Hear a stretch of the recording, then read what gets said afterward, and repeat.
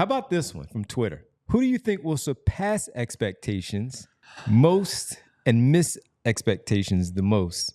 Basically, who are you boom or bust guys? Thank you for the question there. So I feel like this is tough because I feel like everybody has high expectations for everyone. For everyone. So, well, I mean, you just gave a bust where you felt like the Reggie Jackson one just is not a good fit. Yeah. But I'm not sure. He's one of the ones that I'm not sure expectations are all that high on. I do worry a little bit. This is going to be weird because he's one of the guys I'm most excited about. But it's also that there's so much enthusiasm for him that it might be a little bit too much. I might say Yabusele is the one who might come up short. Not because I expect him to not translate. I actually think he has a chance, and that's why I'm excited about him. But there's so much excitement over a 14th guy on the roster, in part because he's unknown. Those are the archetypes that I think always have a chance to disappoint. Just because, I mean, like, we have people talking about him like, should he be elevated to the starting lineup? Already. I haven't even seen him. Let's see if he can make an NBA 3 before we do that. So I think there's just a little bit, and I get it. He's the unknown. There's the athleticism there. He's one of the few, if not the only, real power forward on the roster. You saw him play in the Olympics. There's a lot of excitement. I find it exciting because there is the unknown, but because there's that unknown factor, he's one of the ones that has a chance of not meeting expectations. Interesting. Okay. Yeah.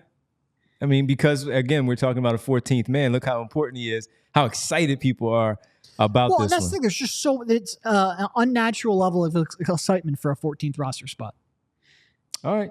Yeah. Okay. How about you? What do you got? I guess for me, the one that... And the same thing, Ricky. Like Ricky's... And really, I guess what we're talking here are the two boom or bust players. I think Ricky's probably the other boom or bust player. Both of them are boom or bust. And depending on where you fall in your preseason boom or bust scale, depends on whether they could exceed or come up short of expectations. Yeah, so the one I'll go to is... I'll go to... look, these other guys, we know who they are. It's just a matter of now fitting with this new team that they signed on for. And one of them I'll go with is, we've seen him as a very good player, but we had one yesterday saying, why is he a starter? I think it was Mar who said, why is he a starter? And that's Caleb Martin. Because he was benched in Miami. He wasn't starting at every game for the Miami Heat in some of those for reasons that maybe offensively, not making enough shots, defensively, not being as good as we've seen in the past. And while you got him at a great contract, the one thing about that great contract is the numbers were said to be much higher. Why didn't he take it? Yeah. He expected to get it somewhere else. Was there something wrong with Miami that he didn't want to take it? Or he just decided that, you know what? I'll go get this. I'll go take this money. I'll be a part of it again.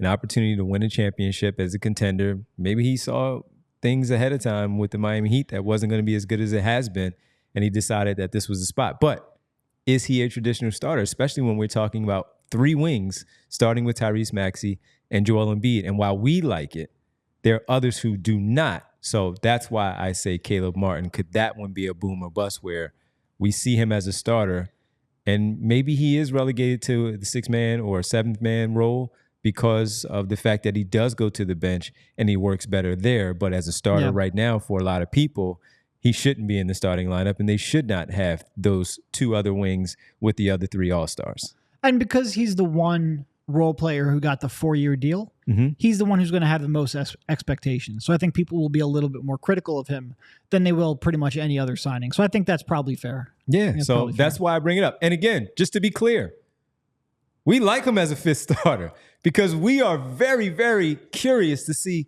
how it works with those 3 wings. They have a plethora of wings now that, at least in the starting lineup, that never happened. We haven't seen. We made a big deal last year when they were like, oh man, they have Robert Covington. Marcus Morris, Robert Covington, Nick Batum. These are real wings. Yeah. Absolutely. Real wings. We